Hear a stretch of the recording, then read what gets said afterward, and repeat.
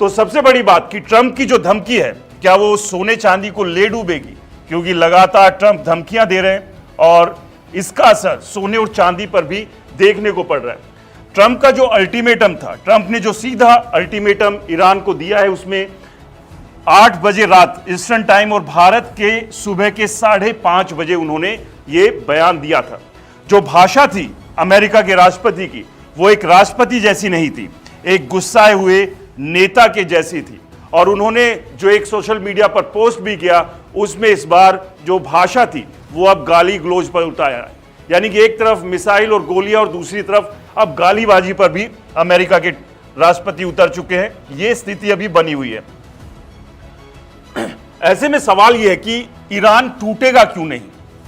क्योंकि ईरान, जिसे अमेरिका और इजराइल मान रहे थे 2 से 3 दिन में सफाया कर देंगे, वो ऐसा नहीं कर पाए। आखिरकार क्यों नहीं टूटेगा ईरान?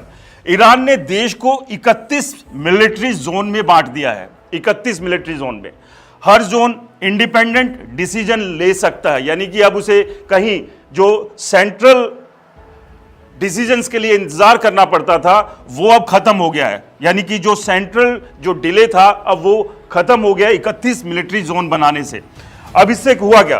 पहले जब हमला हुआ, जवाब देने में 18 घंटे ईरान को लगे थे, क्योंकि सेंटर से सलाह मशवरा और डिसीजन आते आते ये समय लगा। लेकिन अब की स्थिति क्या है कि अब हमला होता है तो जवाब तुरंत 1 घंटे या उससे भी कम समय में दे दिया जाता है। यानी ये सिस्टम अब तोड़ना लगभग नामुमकिन हो गया है अमेरिका और इजराइल के लिए।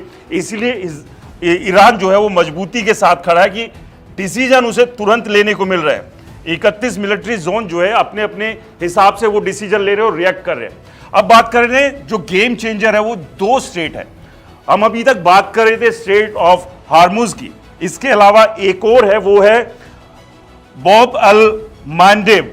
ये भी है। दोनों यहां से जो सप्लाई है ऑयल की इन दोनों स्टेट से, वो मिलाकर करीब 20% होती है। यानी कि स्टेट ऑफ हार्मुज की बात करें तो, हार्मुज की बात करें तो 16% और बाब अल मंडेब की बात करें तो 4% तेल यहां से गुजरता है।